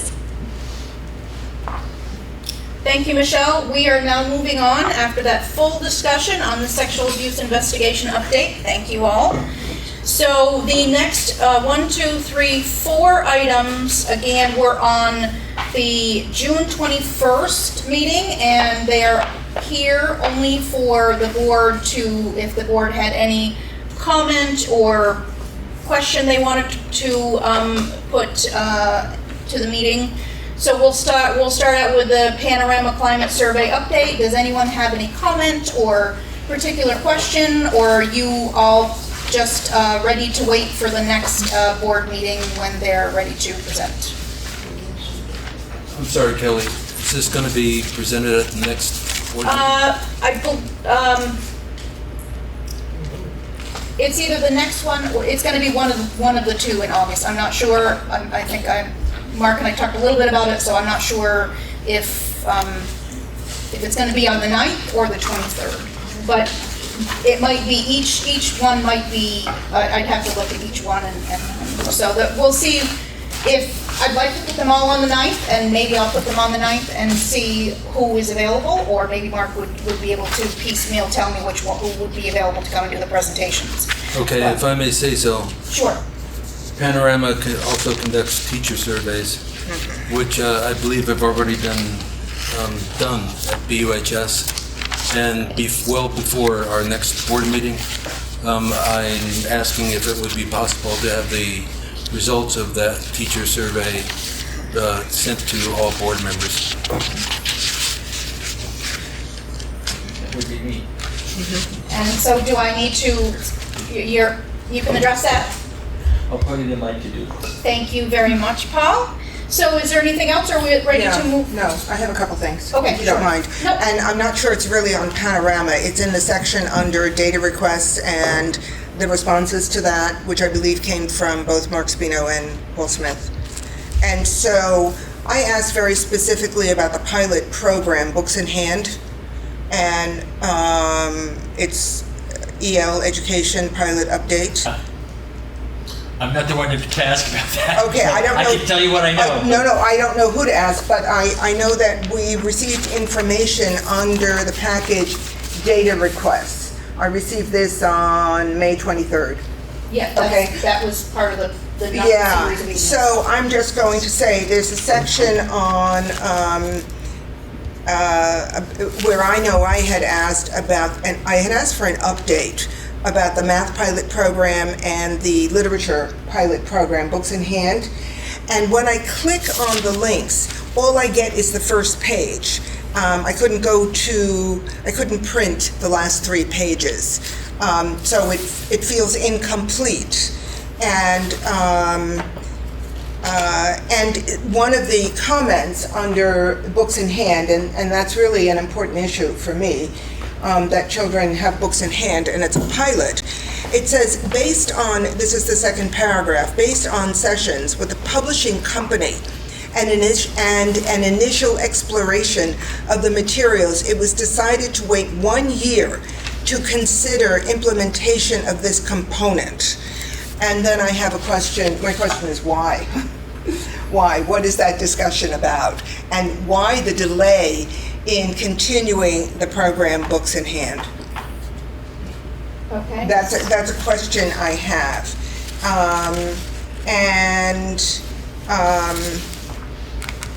And then there was another question that I had right below that, and it says, please present an update with data on whether these three groups, meaning students with disabilities, NAACP, and housing groups, whether they've been successfully contacted and have been part of community conversation in the spending of ESSER money. And the comment, the answer is really incomplete. It just says the identified groups, and then it doesn't say anything else. I actually edited that today.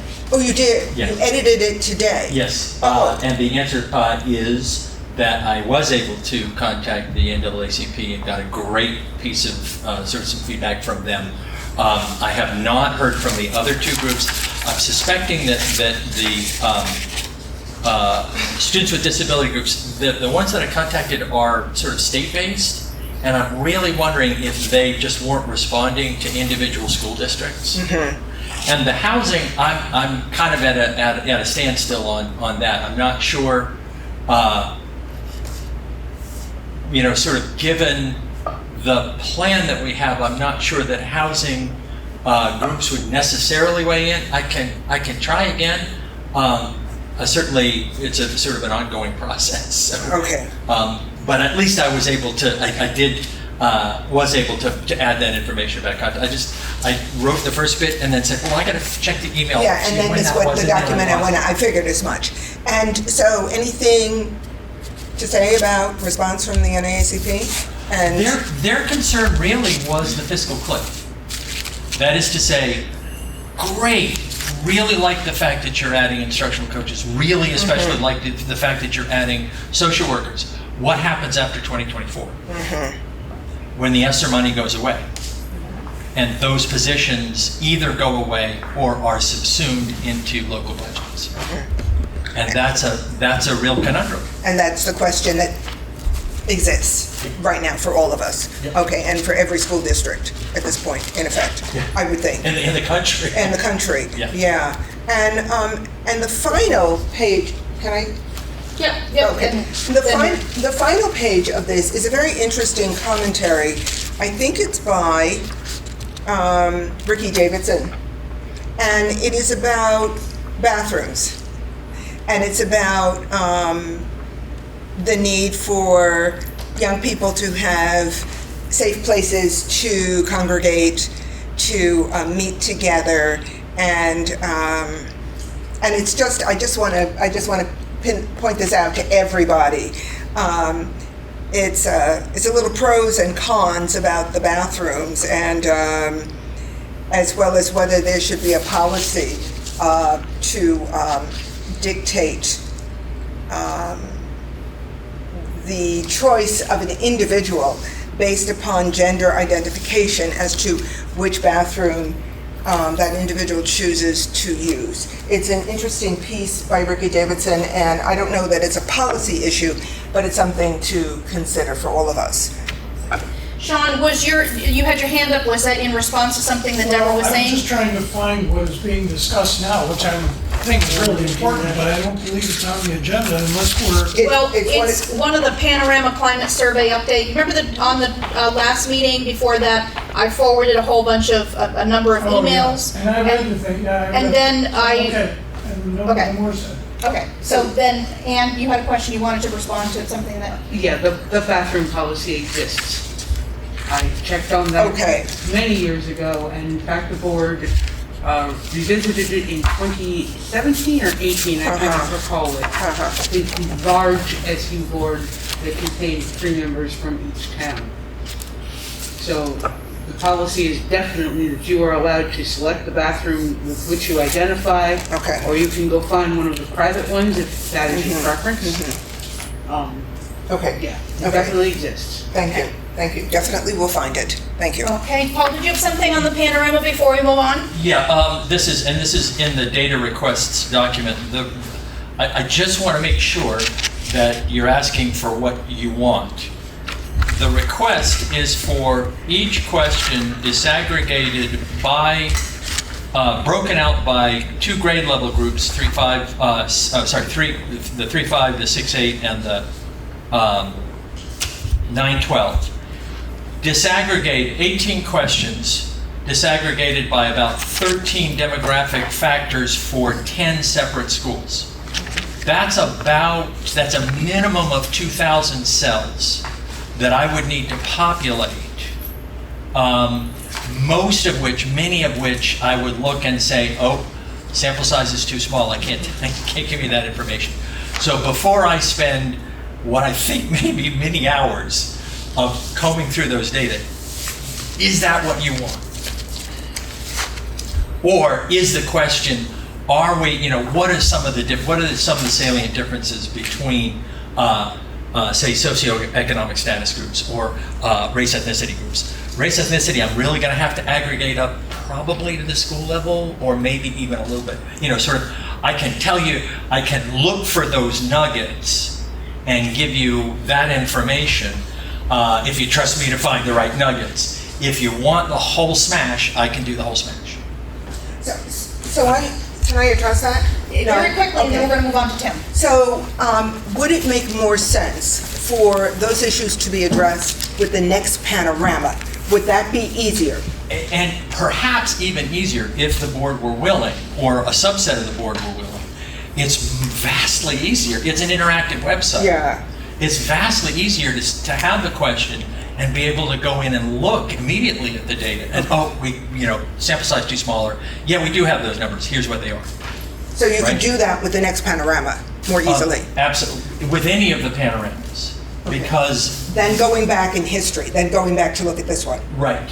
So I would say at this point, time better spent moving forward. And I'd love to have a session with the as I say, with the board or a subset of the board where it's more interactive, investigative, rather than giving you a spreadsheet with 4,000 cells. Yeah. That you've got to find what you want to find. Okay.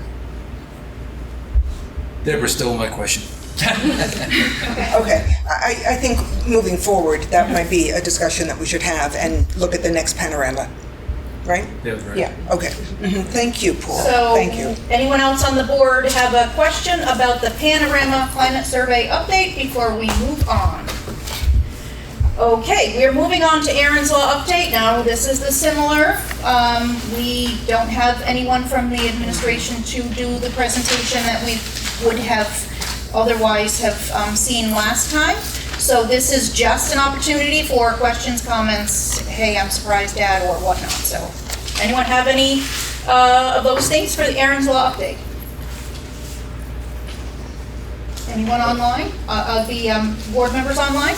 Again, if there's a PowerPoint to be presented by BUHS, we want it well in advance. Okay. Liz has a hand up. Okay, Liz. I went back and found what was going to be presented to us when we didn't get to it before. Yep. And in my mind, it's so broad that it doesn't give me enough information about what this training encompasses. It's very broad, and I need much more information than what we were given.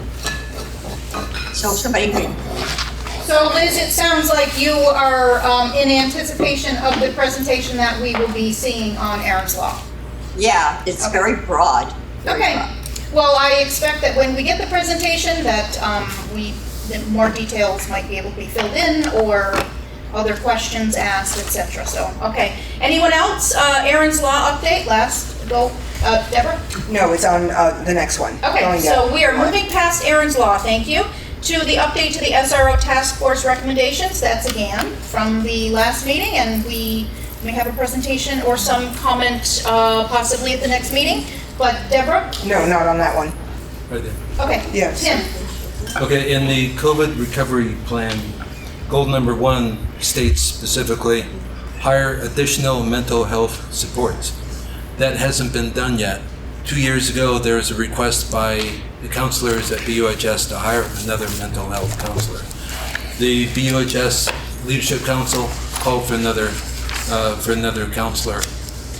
The SRO report, the student section of that report, called for better counseling.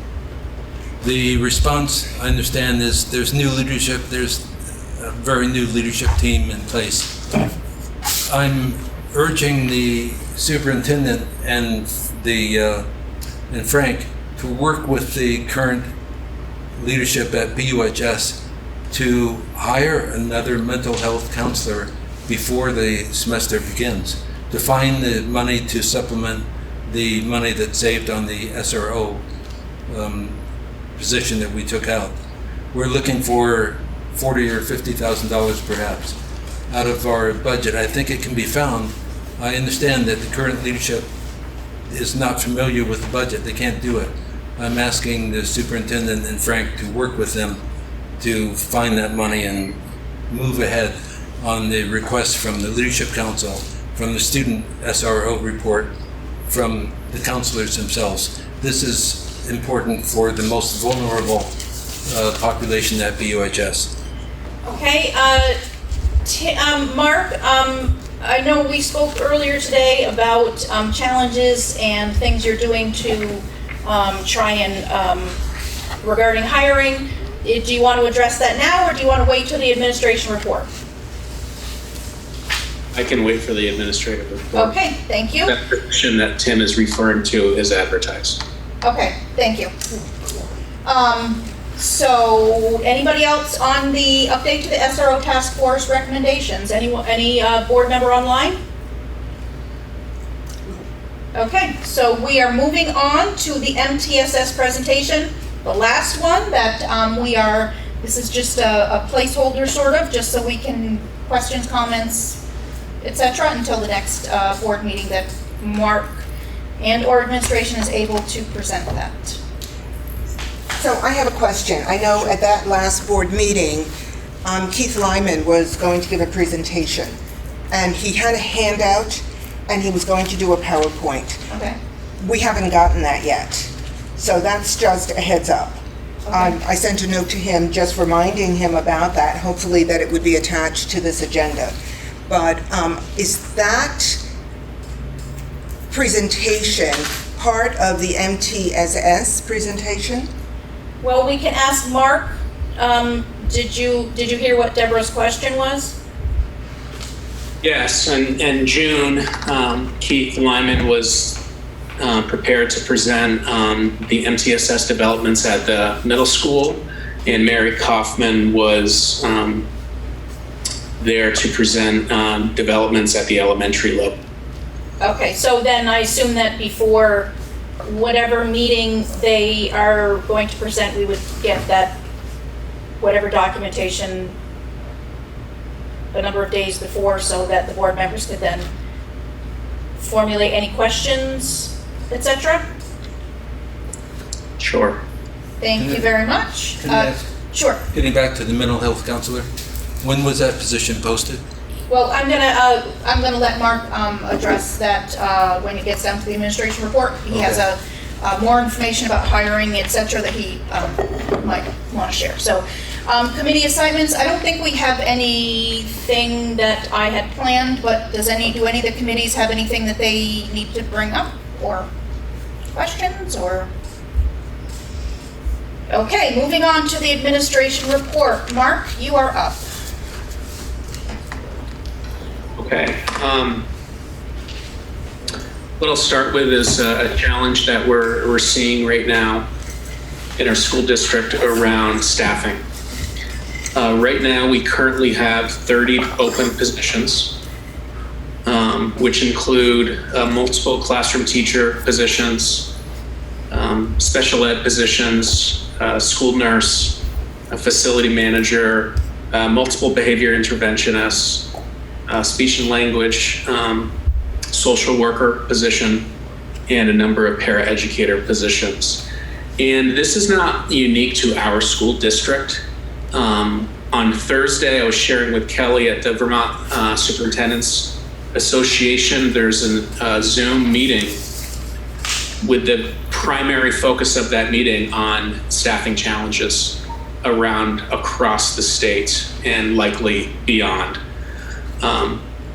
So, in April, we attended a virtual fair, job fair. In June, we attended a local fair here in town. We put together an advertisement that will be going out in local newspapers over the next couple of days.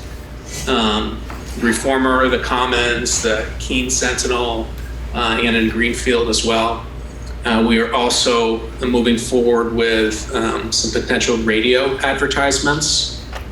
So that's more of kind of a local advertisement. We do, as you all know, we do School Spring, Indeed, Handshake, Educational Week. That's currently being used. So that's a concern for us as we get closer to the school year. You certainly can't open an elementary school and have cohorts of kids without a classroom teacher. So being optimistic, we're able to hire and meet some candidates in the coming weeks. If not, then we'll be doing some problem solving and some shifting of positions, which will be necessary to open the school year. In Oak Grove School, school principal will be on a maternity leave starting the school year in October. We've had her position posted for months now with no candidates. We also have a couple other positions in terms of social working and behaviorist positions at that same school with very little candidates to this point in time. Mary Kaufman reached out to me the other day with the concept of creating an ad for an assistant principal next year. And it would be a one-year position. The assistant principal would work closely with Mary until her maternity leave, and then take over the school as an interim while Mary's on her leave, and then finish the year with Mary in the spring. And again, that would be a one-year contract. We certainly don't have a need for an assistant principal at a school of that size. But the idea is to post that position and see what we get. And as we move forward with problem solving, make some decisions in terms of have some flexibility in making decisions to support that school. So it could be an assistant principal that takes on the behaviorist position as well as the assistant principal position.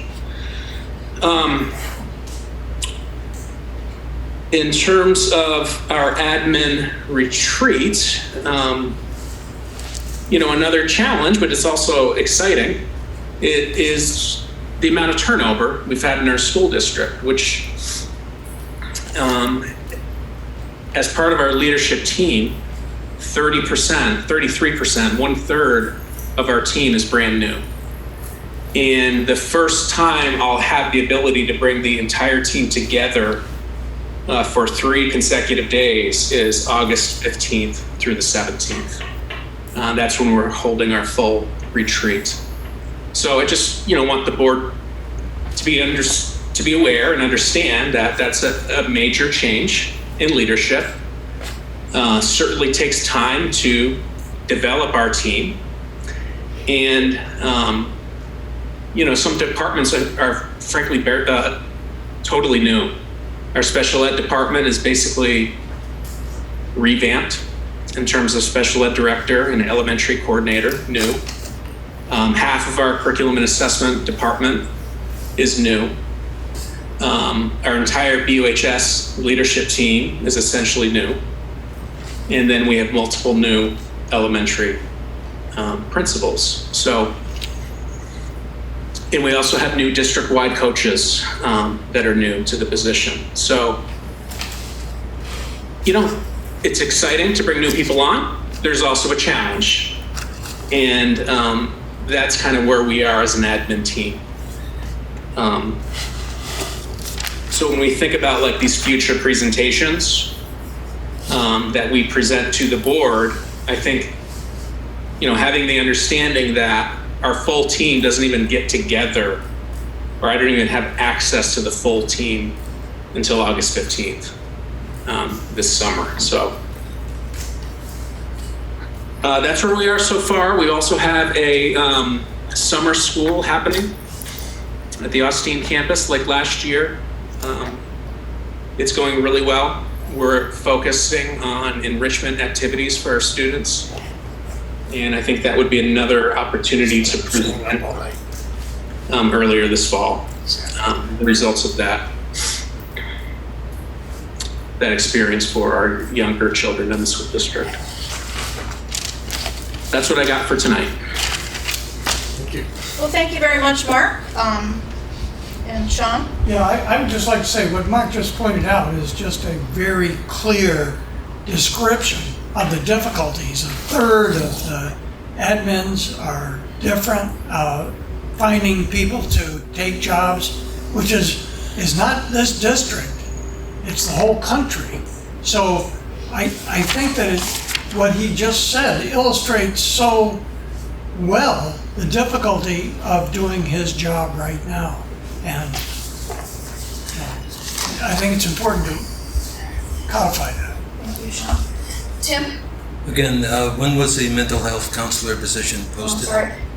Mark, Tim had a question about when the mental health counselor position was posted. Do you know that offhand? I don't know the exact date, but I believe it was right before summer break in June. Okay. The reason I ask is that there's been a counselor position advertised for a long time, but that was to fill a position that was vacant a long time ago. So I'm just asking to make sure that this is an additional mental health counselor. Yeah, we posted a part-time position, Tim, to replace the SRO funds. Right. Yep. Okay. Thank you. Are you all? Right. Okay. So then it looks like Mike Sostek is. And then Liz. Okay. Yes, I wanted to make the comment, since a lot of concern has been expressed, and understandably so, about the new admin team at the high school. And I've had the opportunity over the last few weeks to work very closely with Cassie, Tracy, and Hannah. And I just want to say I've actually changed my view. I'm impressed with them as a team. And I really believe that even if we don't have a principal, those three people can carry the ball, can make things work out. And they're very collaborative in their views and very open to suggestions and change. And I'm just really impressed with them. So I wanted, maybe that'll give you some assurance that I really believe that we'll be okay. Thank you, Mike, very much for sharing that. And Liz? Mark, have you given any more thought to advertising in repressive states, particularly in the more rural areas? Because I've noticed in the last month or so, we're getting families coming up now from Texas, Oklahoma, Missouri, and Florida who are fleeing those states. So I don't know if you've thought about that anymore. Ohio, I mean, it's crazy what's happening, so it might be an opportunity for us. Thanks. Thank you, Liz. Mark, did you have a comment? Did you want to respond to that? Yeah, I appreciate that suggestion. Right now, our tool for advertising throughout the world, even outside of the United States, is School Spring. That's where we get candidates typically in a typical year from all over the country and overseas. We're not seeing that right now. And hopefully we will. That's why we're looking to expand our local outreach in terms of advertising in more traditional ways, newspaper and radio. But I'm open to suggestions. I think all principals and directors are feeling the squeeze here in terms of some openings that we have without a candidate pool available to us at the moment. Thank you for that, Mark. Is there anything else under the administration report, or are we ready to move on? Okay. So we will move on to the fiscal report. I don't know that Frank is here, but. No, I need to pause it for a second so I can change. Oh, we need to pause, BCTV needs to pause, so we are going to pause the meeting momentarily. Can we make it a 5-minute? 5-minute break. Yes, we are breaking at 9:11.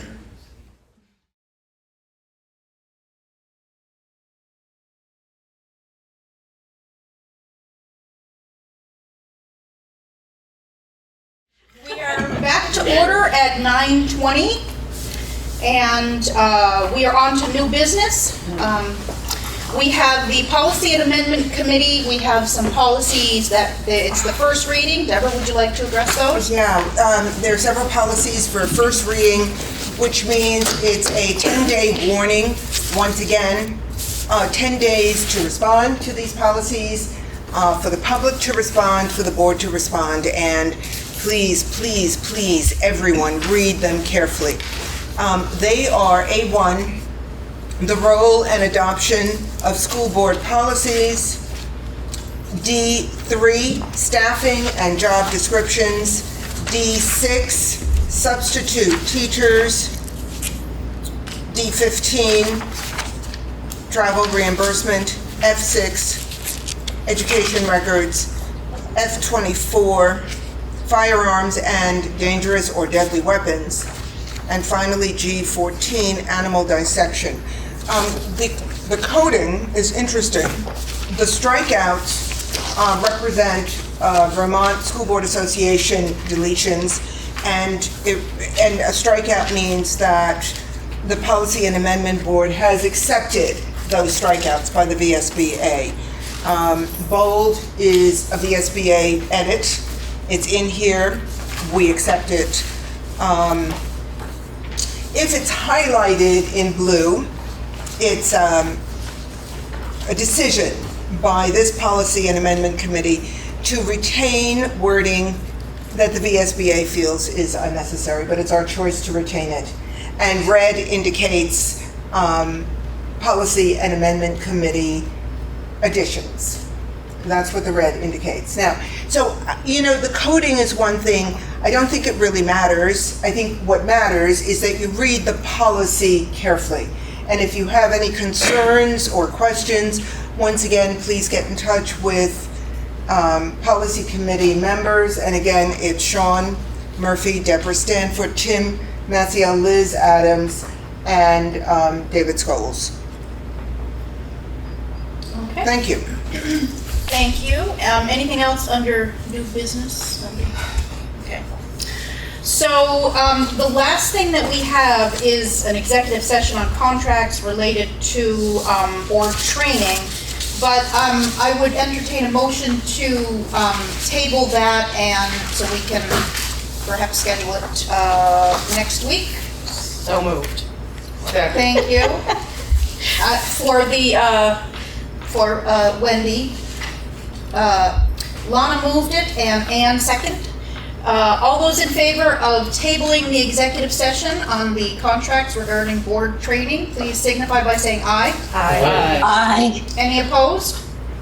Okay, so then I guess if there's no more. I have a question before the resounding moment. When is the next board meeting? Well, it would be, I believe we talked about in August being back on the 2nd and 4th Tuesdays, which would be the 9th and the 23rd.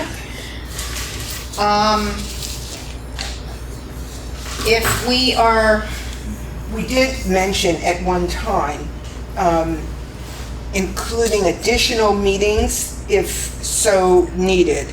So we're looking at the first one being the 9th.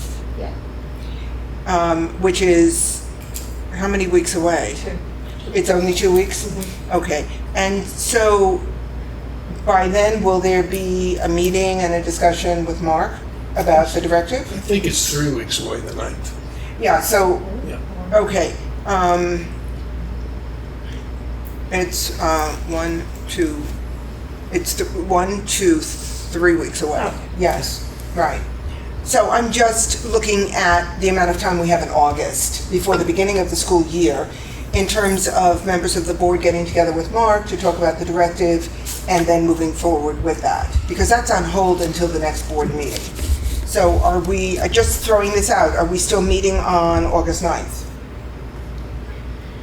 Yeah, I mean, we wanted to get back on the schedule, so we're going to. We're also meeting, well, the SU board is meeting on August 1st. And we have 2 meetings with Mel Motel for restorative training in August, as well as our 2 board meetings.